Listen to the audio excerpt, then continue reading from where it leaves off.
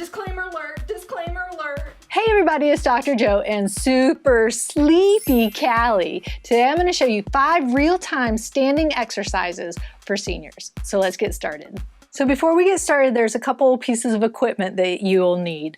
I'm going to use a resistive band for the exercises that need it, but you can also use just a soup or vegetable can, not a super vegetable can, which you can get at some big places, but a super vegetable can is about a pound, or if you actually have a 1 or 2 pound weight, you can use that. But I like the resistive bands the best, so that's what I'm going to use. If you get some, make sure you're always starting off with the lightest one.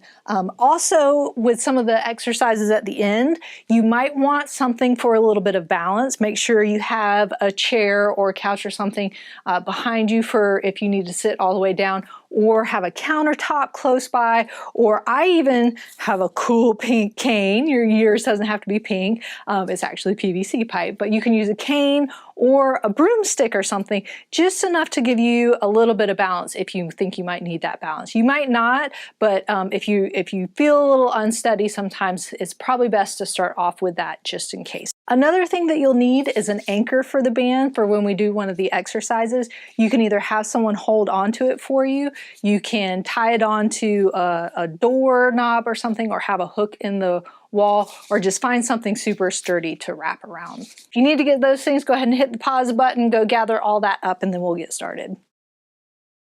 So I'm going to start the clock and then I'll kind of talk to you as we go. It's going to give us a little 10-second start.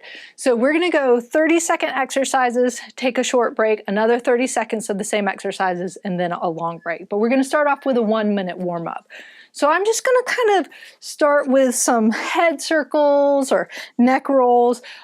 Sometimes people prefer just to do half. You can go all the way around as long as you don't have any issues and you've been cleared to do that extension motion with your doctor or physical therapist. I know some people say don't do it, but as long as you don't have any issues, that's fine. But if you want to stick with doing the half circles, you can do that. Now just kind of going into the chest, opening up, doing some T's, getting a nice squeeze. You don't have to pause. This is a warm up, not a stretch. So you're just kind of getting those muscles moving before you go into those exercises. You can also just do like a modified jumping jack. So I'm not jumping, but I'm just kind of sticking my leg out, getting my arms and my legs moving a little bit as I go. Again, you can go at your own pace, or then you can go into just some marching as well. So the first exercise, just anchor the band down, arms straight out, thumb up, and you're just coming into a shoulder flexion at about 90 degrees, nice and slow back down. Make sure you're really anchoring that band. If you need both feet to do that, you can. If you feel good about one, but make sure it doesn't slip out and come back up and hit you in the face. Nice and slow and controlled with the motion. Try and keep that elbow locked out and straight.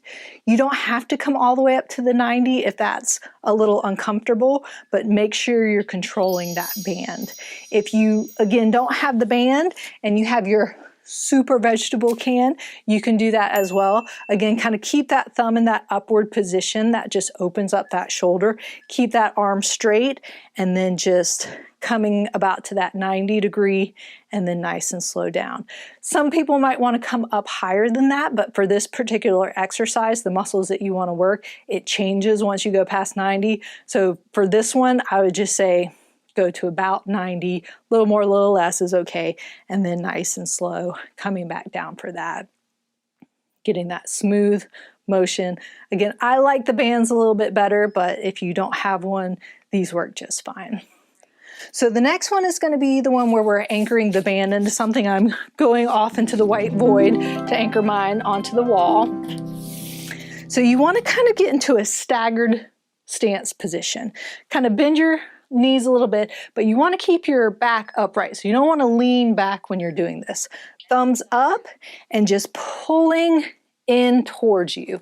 So almost like you're taking those shoulder blades behind you and trying to squeeze them into your spine. So it's not coming up like this. This is a different exercise. It's like you're rowing a boat. That's why it's called rows. So you can go faster than me. Just make sure you're controlling the band. The height doesn't matter too much. I like when I'm starting off just straight forward like this one, but it can be a little bit higher or lower. That just changes the muscles that you're working. So the next one, if you need a little bit of balance, go ahead and grab your stick or your cane or stand by your counter or a nice sturdy chair.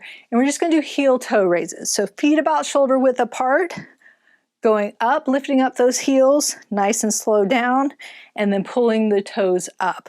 So when I come back down, really control coming back down, and you're lifting your toes up. So you're not sticking your booty back to get them up. You're just lifting those toes up and then really nice and slow coming back down. That control is the most important part. So I'm not doing this because that's not really getting the muscles working, that's using momentum. If you don't need anything for balance, you can do them without balance, but make sure again you're controlling it, because if you're too busy kind of working on your balance instead of getting the exercise right, I'd rather you have something to hold on to so you're not having to focus on your balance the whole time. Master the exercise and then you can take that away. So just up, down, toes up. So you could even, just a finger or two on whatever is helping you with your balance is sometimes all you need. You don't have to, hold on tight. It's just there to give you that extra little boost that you might need for that balance component.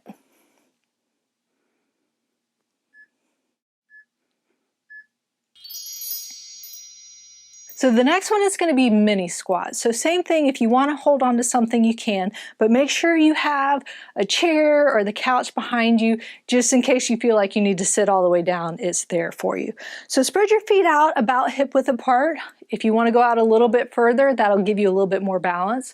But for a mini squat, we're really just kind of unlocking the knees and then coming back up. Really stick your bottom back, toes pointed forward, really kind of focusing on the knees kind of staying in one spot, more at your hips. You really don't want those knees going too far over your toes. I know a lot of people like to argue that that's fine. It's fine when you don't have any knee issues or, any hip knee issues at all. But if you have some knee issues, it's much more comfortable keeping those knees behind your toes.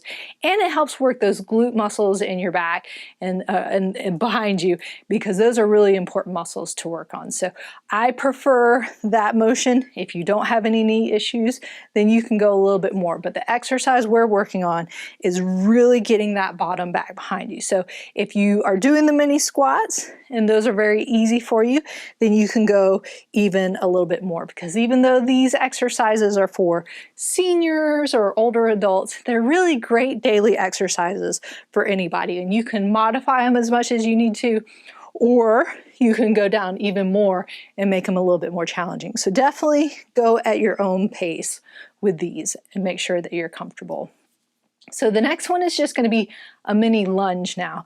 This, some people might say, is more of a squat kind of thing instead of a lunge, because with lunges you actually step out and come back. We're just going to stay in the same position, but I still like to call it a mini lunge. Keep those toes pointed forward, stagger your feet, and you're just going to kind of unlock and come back up. So same thing, make sure you have something for balance, and then go down just as far as you feel comfortable. And make sure again that that knee is kind of staying behind those toes. If it goes a little in front of the toes, that's fine, especially if it's not painful. But if it's painful, kind of sit back just a little bit more that way, and then that will take some pressure off of your knees. Then you can switch sides, or if you want to alternate each side, you can do that, but especially for a balance issue, sometimes it's a little bit easier just to stay in one spot and then do them all and then switch sides afterwards. So again, holding on to something if you need to, but just unlock that knee a little bit. You don't have to go down very far. But if you feel like this is good, I can do this, you can go a little bit further down each time. Just make sure it feels comfortable and you have something to hold on to if you need to.